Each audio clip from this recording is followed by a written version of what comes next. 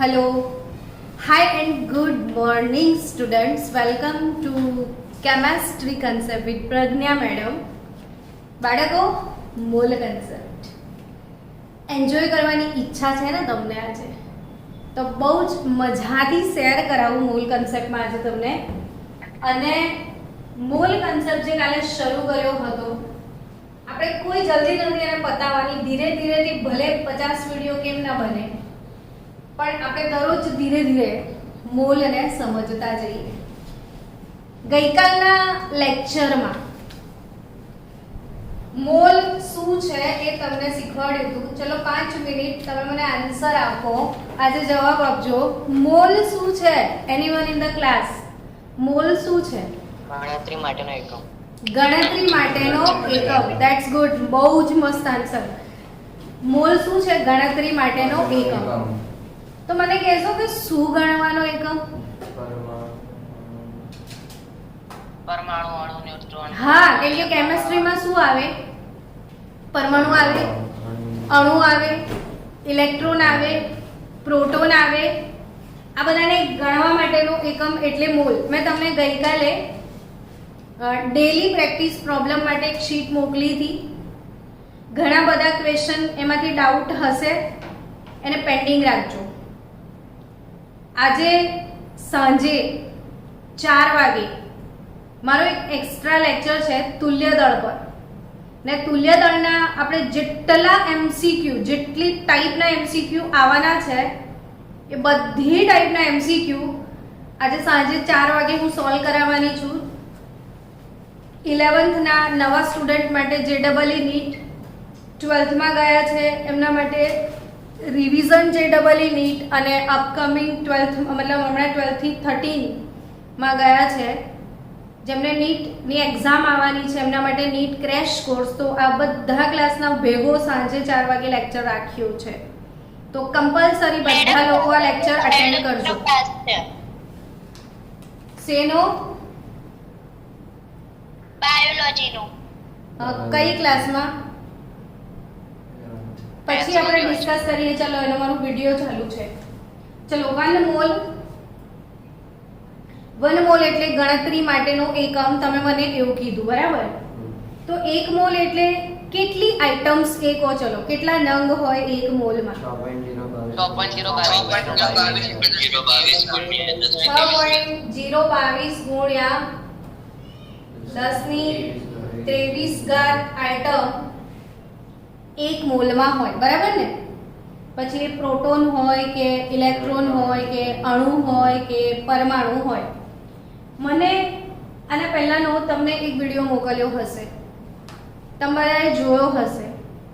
આ જે નંબર છે, આ નંબર કયા નામથી ઓળખાય છે? બોલો. એવોગેડ્રો આંક, એને આવું કહેવાય ને. કોણે આપ્યો તો આ એવોગેડ્રો આંક? Antony Avogadro. Amedeo Avogadro. Antony નહીં બેટા, એન્ટોની લેવોઝિયર અલગ છે. Amedeo Avogadro. હવે મને કોઈ સમજાવશે તમારીમાંથી, ક્લાસમાંથી કોઈને ખબર છે કે આ આવડો મોટો નંબર કઈ રીતે ગણ્યો તો? Anyone in the class? સારું, હું તમને બીજો ક્વેશ્ચન પૂછું છું કે ઓક્સિજનનું પરમાણ્વીય દળ કેટલું?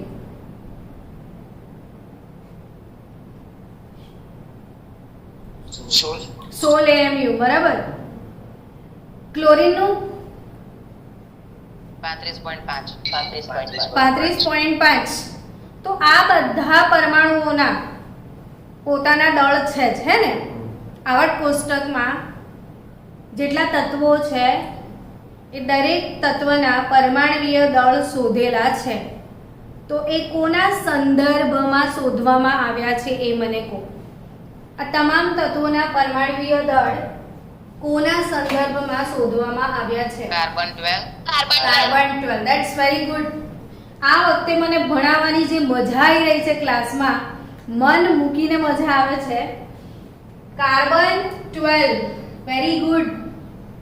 તો પરમાણુનું દળ શોધવા માટે સંદર્ભ તરીકે કોને પસંદ કરેલો છે? કાર્બન 12 ને. બીજો જવાબ આપજો. કાર્બન 12 ના એક પરમાણુનું દળ કેટલું છે? કાર્બન 12 ના એક પરમાણુનું દળ કેટલું છે? Anyone in the class. આ JEE નીટ માં પૂછાયેલો પ્રશ્ન છે. 1.992648 ગુણ્યા 10 ની -23 ઘાત. આ કોણ બોલ્યું? ક્રેશા.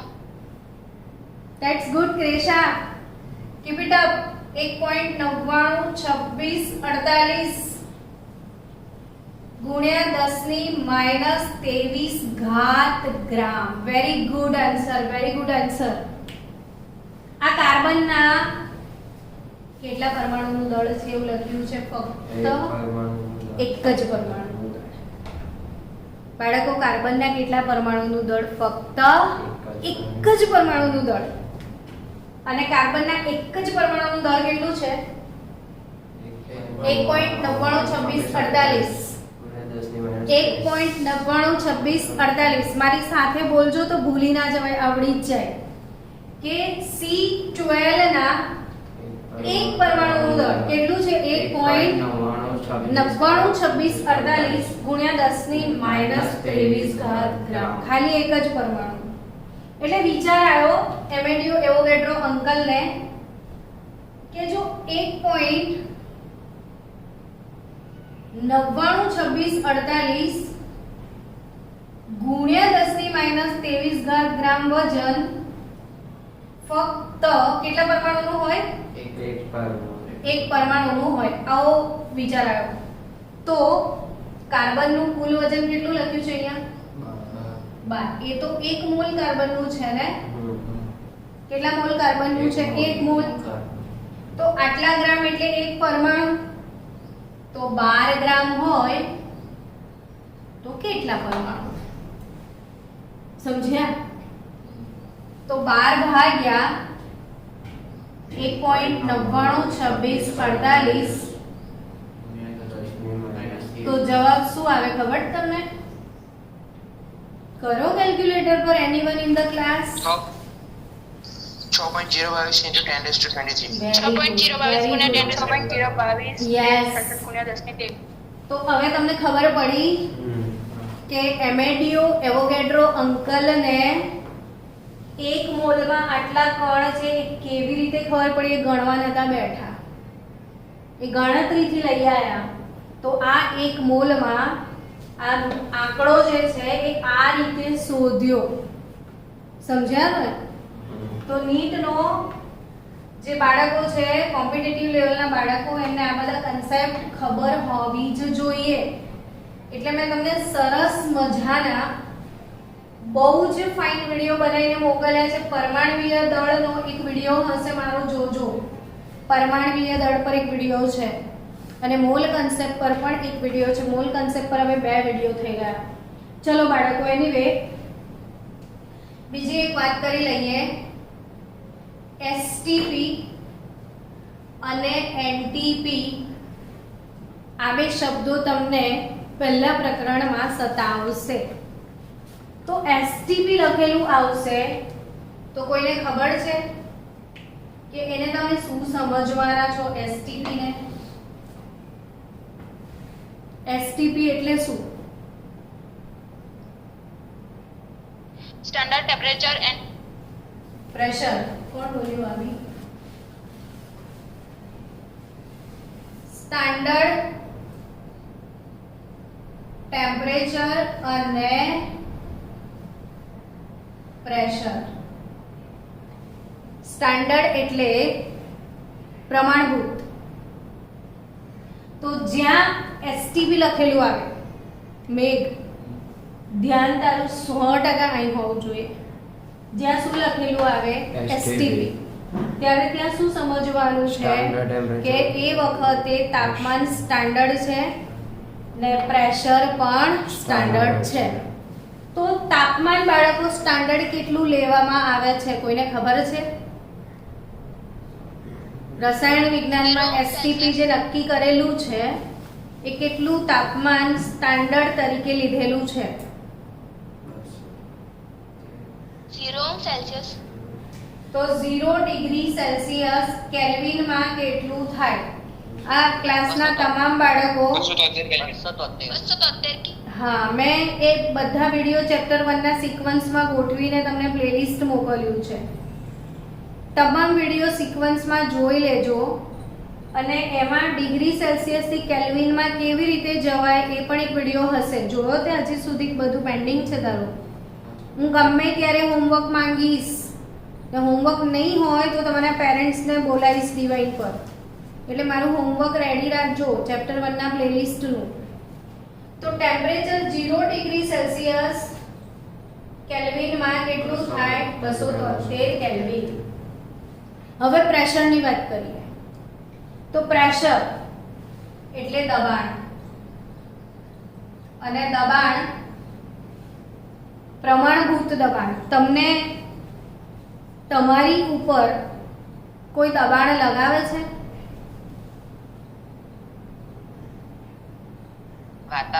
વાતાવરણ તમને દબાણ લગાવે છે.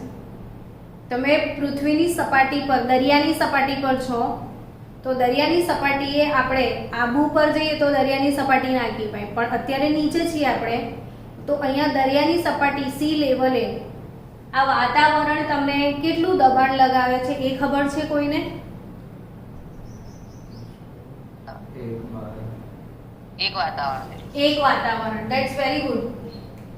એમાં વાતાવરણ એ દબાણનો એકમ છે. વાતાવરણ શું છે? મને 20 વાતાવરણ દબાણ લાગે છે કે મને 30 વાતાવરણ દબાણ લાગે છે, તો વાતાવરણ એટલે એટમોસ્ફિયર, ને એટમોસ્ફિયર દબાણનો એકમ છે. એ સિવાય અત્યારે નાવાડેઝ આપણે વાતાવરણ નથી યુઝ કરતા. નવો એકમ આવી ગયો છે બાર. તો દબાણ માટે મોટા ભાગે તમને કયો શબ્દ સાંભળવા મળશે? દબાણનો એકમ શું સાંભળવા મળશે? બાર. શું સાંભળવા મળશે? બાર. ને એ સિવાય દબાણનો એસઆઈ એકમ, એસઆઈ શું છે ખબર છે? પાસ્કલ. હા, પાસ્કલ. પણ એસઆઈ શું છે? SI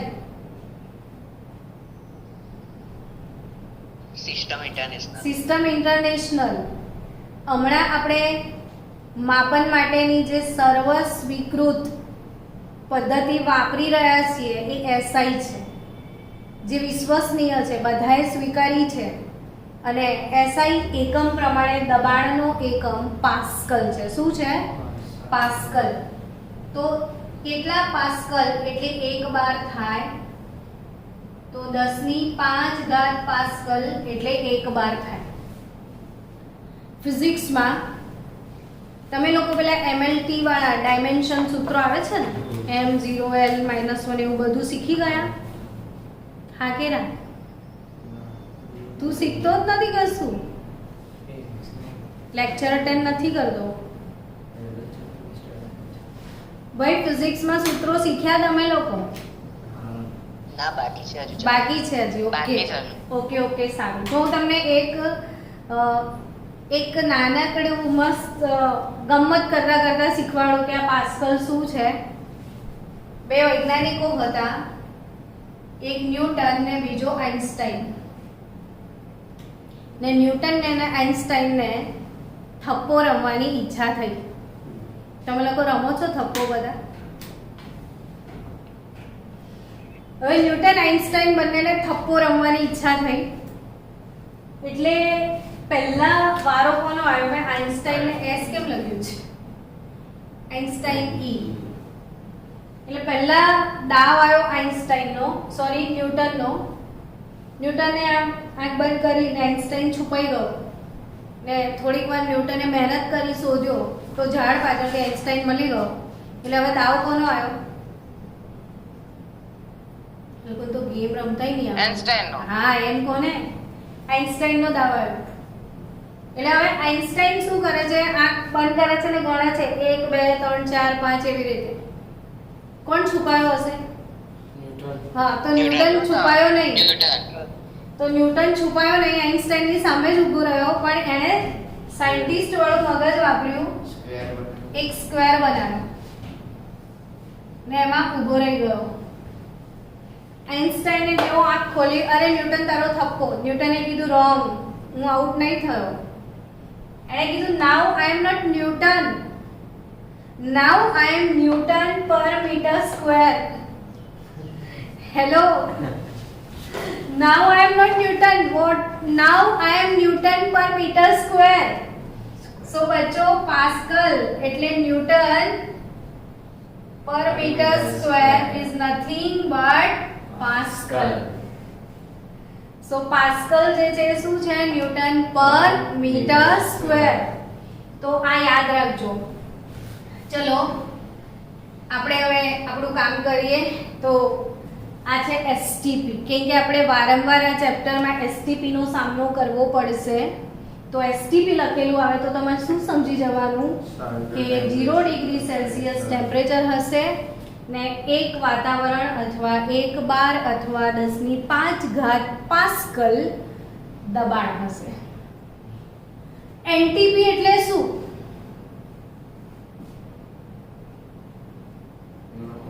normal.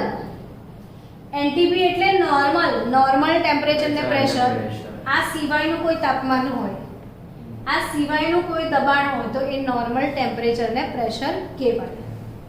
ચલો આપણે આગળ વધીએ બીજી વાત તરફ. હવે સમજો બાળકો કે મોલ એનો સિમ્બોલ છે n. મોલ શોધવાનું સૂત્ર શું?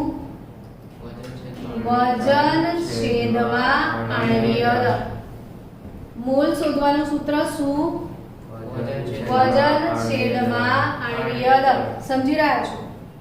તો વજન છેદમાં આણ્વીય દળ એટલે મોલ. આ એક સૂત્ર ગઈકાલે આપણે શીખ્યા હતા. હવે થોડુંક આગળ વધીએ કે બાળકો 1 મોલ હોય, 1 મોલ તો એમાં કણોની સંખ્યા કેટલી? 1 મોલમાં જે પણ કણ હોય, ઇલેક્ટ્રોન, પ્રોટોન, ન્યુટ્રોન, પરમાણુ, અણુ, કંઈ પણ કણ, તો એની સંખ્યા કેટલી? તો કે એવોગેડ્રો આંક જેટલી. 6.022 ગુણ્યા 10⁻23. પણ આટલા પરમાણુઓનું જો મેં વજન કરું, આટલા પરમાણુનું મેં શું કરું? વજન. તો કેટલું વજન થાય? સમજો વાતને કે મારી જોડે આવા 3 કન્ટેનર છે. ધ્યાન આપજો, 3 કન્ટેનર છે. આ 3 કન્ટેનરમાં પાણીના અણુઓ છે. આ એકમાં પાણીનો અણુ છે. આ કોનો અણુ છે? પાણીનો. અને પાણીના આમાં કેટલા અણુ મેં ભર્યા છે? 6.22 ગુણ્યા 10⁻23. 1 મોલ પાણીના અણુઓ છે, બરાબર? આમાં 1 મોલ ઓક્સિજનના અણુઓ છે. આમાં કોના અણુ છે? 1 મોલ ઓક્સિજન, એવોગેડ્રો આંક જેટલા. ને આમાં 1 મોલ નાઇટ્રોજનના અણુઓ છે. તો આમાં પાણીના અણુઓ છે, આમાં ઓક્સિજનના અણુઓ છે, અને આમાં કોના અણુ છે? નાઇટ્રોજનના અણુ છે. નાઇટ્રોજન વાયુના અણુ છે. આ પાણી લિક્વિડ છે. હવે મને આન્સર આપજો કે આ ત્રણેયનું વજન કેટલું હશે? યસ, આ પાણીનું વજન કેટલું હશે? 18 ગ્રામ. સમજી ગયા કે 1 મોલ પાણીના અણુ હોય. કેટલા મોલ પાણીના અણુ? 1 મોલ એટલે કેટલા અણુ? 6.022 ગુણ્યા 10⁻23 પાણીના અણુ લઈએ તો એનું વજન કેટલા ગ્રામ થાય? 18 ગ્રામ. હવે આમાં બી 1 મોલ જ છે ને, પણ 1 મોલ શાના અણુ છે? ઓક્સિજન વાયુમાં. તો આનું વજન કેટલું હશે? આન્સર આપજો બાળકો. 32 ગ્રામ. 32 ગ્રામ હશે. ગ્રામ. કેટલું હશે? 32 ગ્રામ. ચલો આનું વજન કેટલું હશે? 28. 28 ગ્રામ. તો તમને આઈડિયા આવી ગયો કે જે 1 મોલ હોય એમાં આટલા કણો હોય તો એ કણોનું ગ્રામમાં વજન આણ્વીય દળ જેટલું હોય. આટલા કણોનું ગ્રામમાં વજન કેટલું હોય? આણ્વીય દળ જેટલું હોય. તો બચાવો છો કે 1 મોલમાં આટલા કણો છે, બરાબર? તો આટલા કણ હોય તો કેટલા મોલ કહેવાય? 1 મોલ જ કહેવાય. તો આ રિલેશન આમ પણ કહેવાય ને કે 1 મોલ એટલે આટલા ને આટલા એટલે 1 મોલ. આવું કહેવાય કે ના કહેવાય? સારું. આટલા કણોનું વજન આણ્વીય દળ જેટલું છે. તો આણ્વીય દળ જેટલા વજનમાં આટલા કણો છે એવું કહેવાય કે નહીં? એટલે માથી એવું કહેવાય ને કે 18 ગ્રામ પાણી હોય તો એમાં આટલા કણ હશે. કહેવાય કે નહીં? ને 32 ગ્રામ ઓક્સિજન વાયુમાં ઓક્સિજનના કેટલા અણુ હશે? તો 6.022 ગુણ્યા 1023 ઘાત. 28 ગ્રામ નાઇટ્રોજન વાયુમાં કેટલા કણો હશે? 1 મોલ એટલા જ હશે. ચલો હવે બીજી વાત કે આ પ્રવાહીને છોડી દઈએ ને બે વાયુ માટે વાત કરીએ. તો તમને એ તો ખબર છે ને કે વાયુના અણુઓ ફેલાય. તો આ પાત્રની અંદર ફેલાયેલા હશે, હા કે ના? વાયુના અણુઓ પાત્રમાં ફેલાયેલા હશે. તો પદાર્થે અવકાશમાં રોકેલી જગ્યાને શું કહેવાય? જવાબ આપો. કદ. પદાર્થે અવકાશમાં રોકેલી જગ્યાને શું કહેવાય? કદ. તો વાયુના અણુઓ અવકાશમાં કદ રોકશે તો એ કદને આપણે ઇંગ્લિશમાં શું કહીએ છીએ? વોલ્યુમ. તો ધ્યાન રાખજો બાળકો કે 1 મોલ વાયુના અણુ હોય, 1 મોલ વાયુના અણુ હોય તો STPA એટલે શું? સ્ટાન્ડર્ડ ટેમ્પરેચર એન્ડ પ્રેશરે કેટલું કદ રોકે? 12મા વાળા જવાબ આપશે, 11મા વાળા સાંભળશે. 12મા વાળા વિદ્યાર્થી મિત્રો જવાબ આપજો કે 1 મોલ વાયુના કણો હોય તો એ અવકાશમાં કેટલું કદ રોકે? STPA. ફાસ્ટ.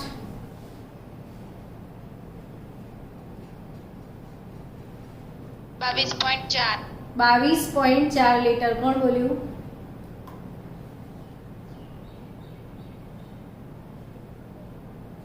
કોણ?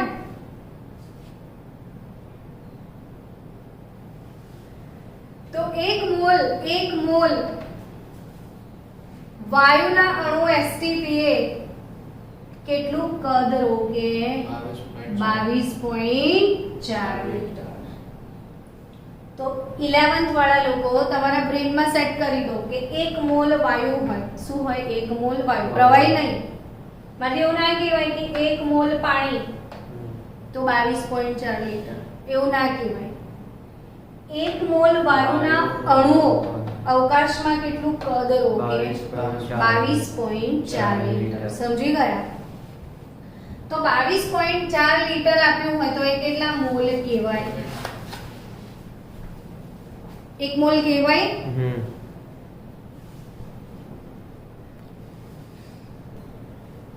ચલો સ્ટુડન્ટ, વાયુ હમણાં મેઘ પૂછતો તો કોઈ બી વાયુ તો હા, કોઈ પણ વાયુ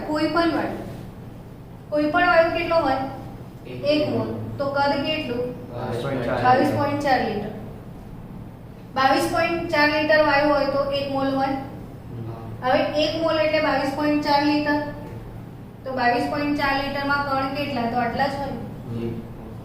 આટલા કણ એટલે 1 મોલ જ છે.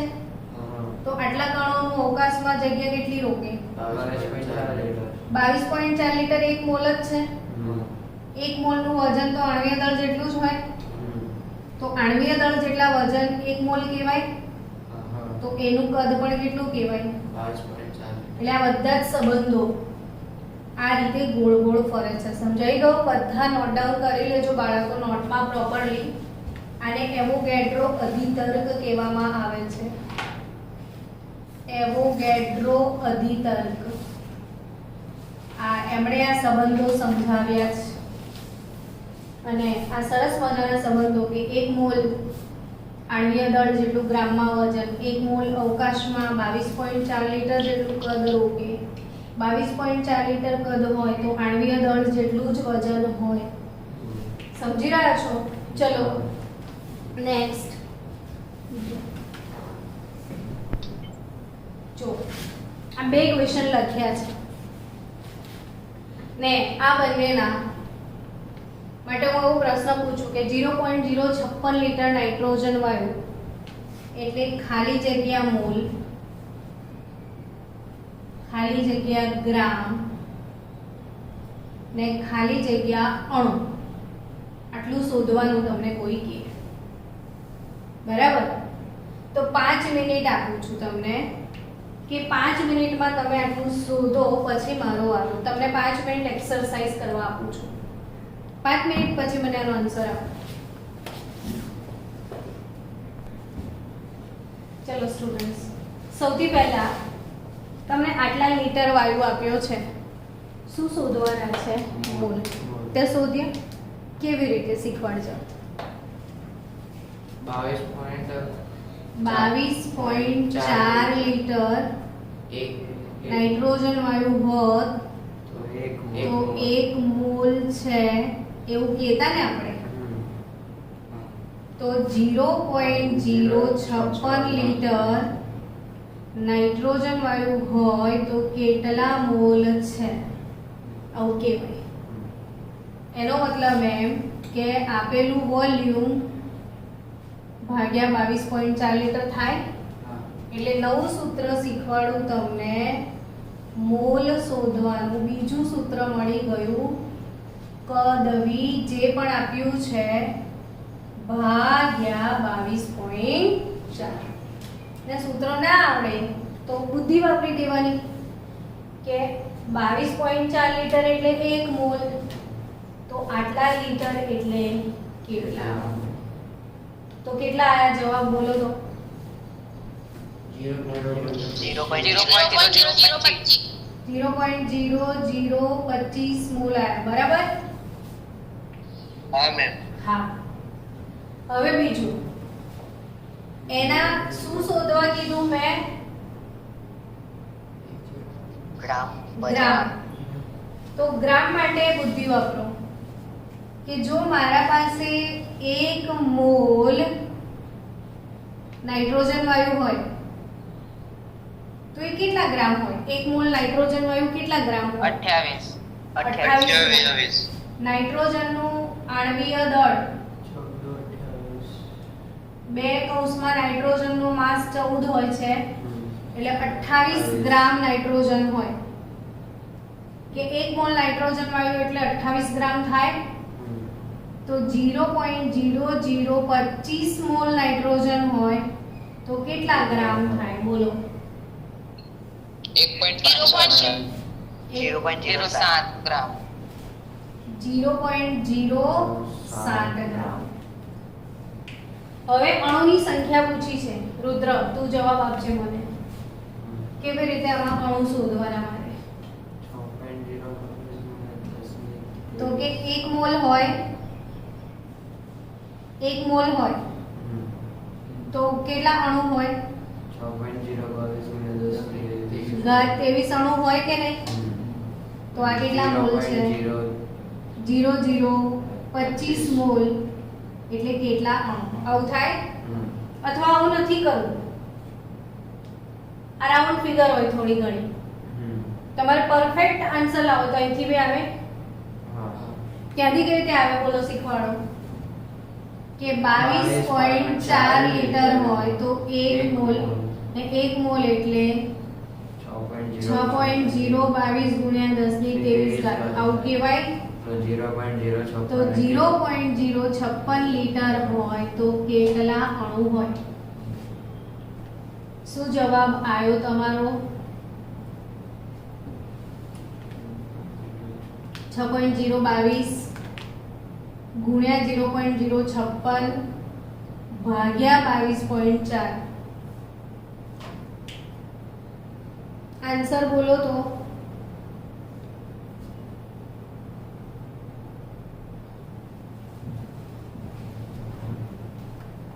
જીરો પોઈન્ટ જીરો પાંચ ગુણ્યા 10 ની 23.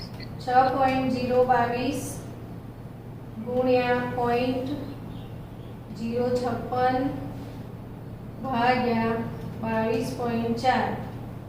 તો 0.015 આવ્યું તમારે? હા મેડમ. હા મેડમ. હા, તો 0.015 ગુણ્યા 10 ની કેટલી ઘાત? 23 ઘાત. હવે આ 0.015 10 ની 23 ઘાત અણુને વૈજ્ઞાનિક અંક પદ્ધતિમાં લાવી આપો તો 15 ગુણ્યા 10 ની 20 ના 1 પોઈન્ટ તો આ પોઈન્ટને અહીં ખસેડવો 1.5 પડે to 10 raised to 21. તો 1.5 કેટલા ડિજિટ આયા આ બાજુ? બે. 2. આમાં આવો તો 10 10 ની ની 21 માઈનસ 2 ઘાત થઈ જશે. હમ. તો 1.5 ગુણ્યા 10 ની ઘાત 21 અણુ. આવું કહેવાય. હમ. તો બાળકો ચલો આવું સેમ એક્સરસાઇઝ આના માટે કરો. Fast. I am giving you time. આના માટે સોલ્વ કરો. 0.112 લીટર CO2 વાયુ STP માં કેટલો થાય? ચલો 0.112 લીટર CO2 વાયુ STP તો કેટલા મોલ નીકળે બોલો? કેવી રીતે નીકળશે? એ 22.4 લીટર CO2 હોય તો 1 મોલ તો 0.112 લીટર કેટલા મોલ? કેટલા લાયા? 0.005. 0.005 મોલ લયા. ચલો ગ્રામમાં વજન કેવી રીતે શોધીશું બોલો? 22.4 લીટર 28 ગ્રામ. 22.4 લીટર એટલે 28 ગ્રામ. તો 0.112 લીટર એ કેટલા ગ્રામ? 28 ગ્રામ ના આવે ને ભાઈ? અરે કયો વાળો છે? 44 ગ્રામ હા 44 ગ્રામ આવે.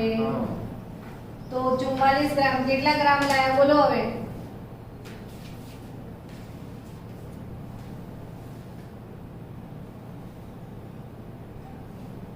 જલ્દી લા.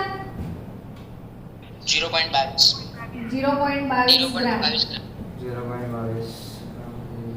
ચલો આનું અણુની સંખ્યા કેવી રીતે લાવશો? તો કે 22.4 લીટર CO2 તો એવોગાડ્રો આ 6.022 ગુણ્યા 10 ની 23 ઘાત અણુ થાય. તો તમારી પાસે કેટલા લીટર છે?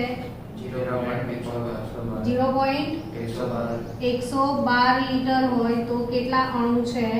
તો અણુની સંખ્યા શોધી કાઢો ફાસ્ટ.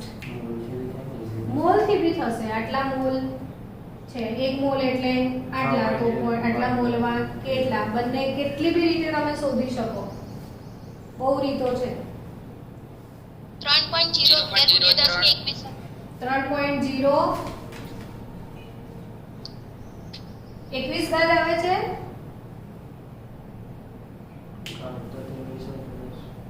ઘાત કઈ આવે છે? 0.03 into 10 raised to 8.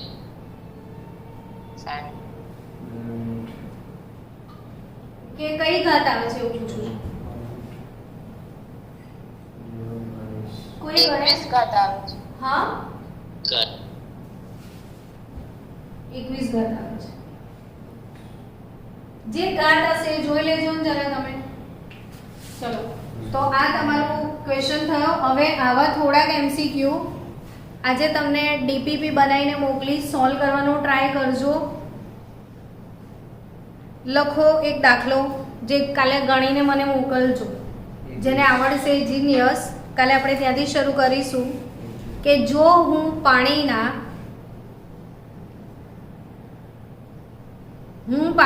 દરરોજ 1000 ઘૂંટડા પીવું છું હું પાણીના દરરોજ 1000 ઘૂંટડા પીવું છું. એક ઘૂંટડો 1.8 ml નો હોય. એક ઘૂંટડો 1.8 ml નો હોય તો દરરોજ પાણીના કેટલા અણુઓ પીતી હોઈશ? એક ઘૂંટડો 1.8 ml નો હોય તો હું દરરોજ પાણીના કેટલા અણુઓ પીતી હોઈશ? આનો આન્સર કાલે મને આપજો. કાલ સુધી તમે એક્સરસાઇઝ કરો. આપણે મળીએ કાલે આ દાખલાના જવાબ સાથે.